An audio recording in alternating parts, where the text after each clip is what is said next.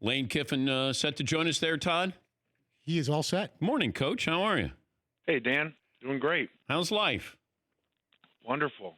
I don't even know what, like I was just telling Fritzy, I don't even know what day it is because he said happy holidays. I don't even know what month we're in, but just trying to find some recruits. How many opportunities did you have?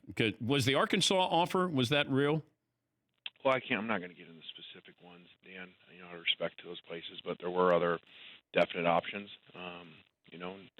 but, this ended up, looking at the roster, a lot of great young players. And, I was at Alabama for 3 years, and we lost 2 regular season games, and both were at Ole Miss. So I got to see, what the place looked like, when it was rolling. So, it's not like going to a place that you got to, do something that's never been done before.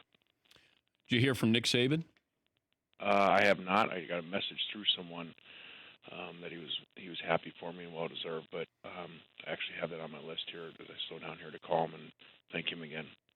How much did you miss the SEC while you were outside of it? I didn't every day, but I did. When you watch an SEC championship or the national championship, the playoffs, or one of those big games and the start of it, you watch it on TV and you go, man, you miss that. Like, it was like that was the only thing that was missing. FAU was great, phenomenal support, leadership, unbelievable players, unbelievable roster coming back, teams hot as can be. So that part was difficult, but there, this was not about money or ego. This was strictly about, just missing that being at the top level versus the top coaches and top players in America. But what would this Lane Kiffin tell the Lane Kiffin who coached the Raiders? Slow down. Think things through, decision making, not just major moves like where you're going to go work, but daily moves. And I think that's part of natural maturity, and I think that's probably got too many things too fast, too early, and wasn't ready for them.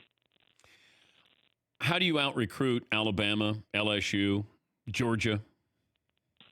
Well, we're not going to win on all the guys, obviously. No one does. So, we just got to go sell our program. We're putting together a great staff, one that, when you come here, it's going to be easy to sell to the kids, hey, you're going to get coached just like there, with great coaches and prepare you for the NFL. And now we just got to go win games so that we can say the same thing. Hey, you're coming here to win championships as well. So there's a great recipe here. It's like I said, it's been done before. Now it just needs to be done more on a consistent basis. There's been 10-win seasons, but then they'll be dipped down to 5 wins. We've got to build a program that stays up there. Well, Ole Miss always wins the tailgate. I will say that. They are good at that, I've heard, yes. Yes, I do remember that. And I remember the field being rushed when they beat us at Alabama down here, and they beat us, the field rush. And they win the tarmac tailgate as well, Dan, because when I landed on the tarmac, there was a couple thousand-person tailgate party going on, which I didn't know you could do on the airport tarmac, but and SEC. So they're tailgating your arrival? Yes. They had tailgate arrival. It would look like, I couldn't even see over them. There were so many people. And they're like, the plane landed, and you look out, and they got their phones on with the lights. It was like a horror movie where they keep closing in, and I'm like, wait, we can't get out of here. But you've had a bad tarmac experience before. I had not thought of that until jokingly at the press conference someone brought that up. I said, yes, this is a much better tarmac memory than the last one. Because you got fired on the tarmac at USC by Pat Hayden. Yes. Is that how it, so the plane explain that to me. Well, I guess in theory it wasn't on the tarmac. When the plane landed, I got on the bus because it was like 4 a.m., and I was going back to the office because it was so late. I used to going home, go back to the office, sleep for a couple hours, and get ready, to get on the next week game plan. And then the assistant athletic, J.K. McCabe, stopped the bus, pulled me off the bus, as we were leaving the airport, and then brought me into, the private airport right there, into one of the little conference rooms, and there I was fired. So in theory, it wasn't on the tarmac. Wait, so how did you get home? Someone drove me home. I can't remember one of the workers there or something like that gave me a ride home. But why? I still never understood that they, couldn't they wait? Did you have to be fired at 4 a.m. in the morning where they take you off a bus? I guess they were so excited about, not excited, that's not their word, but they were so, no, that wasn't the right word. Not excited about getting rid of me. Like, they just wanted to get the whole thing over with. So, they had the press conference the next morning with Ed Ogeron, to announce him as interim head coach. So I also saw a report. There was such a rush because I think we had a bye the next week. So I don't really understand why it was such a rush. Bruce Feldman told a story that Ed Orgeron didn't get the full-time job or didn't get considered for long-term because his voice bothered some people in the athletic department at USC. Did you ever hear that? I could see that happening at USC, yeah. Wait. Hey, note, by the way, how's LSU doing right now? They're doing really well. That voice working okay? Should you hire a coach? Hey, note, ADs, don't hire a coach based off his voice. Yeah, I'm waiting for an athletic director to say, the reason why we hired him, he's got a really good voice. Our fans can understand him. What is the next wrinkle with offense? You're an offensive-minded guy. What's next in college football?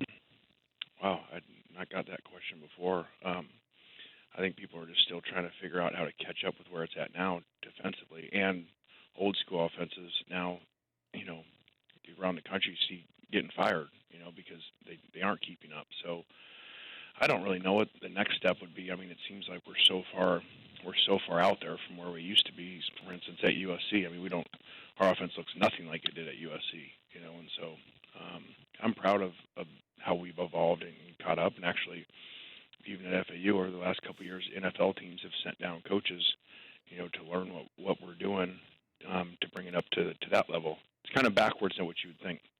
NFL is copying college. It used to be the other way around.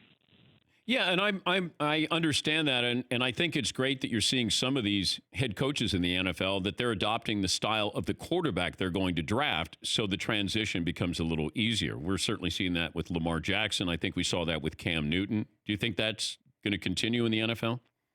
Yeah, if you're smart. I mean, you have to build. I mean, they've always said build around your quarterback, but that used to just mean get good players. Now it's, if you're doing right, you build around your quarterback. What plays are you going to call? What system are you running? And then you get people that fit that system. That never used to be talked about. Yeah.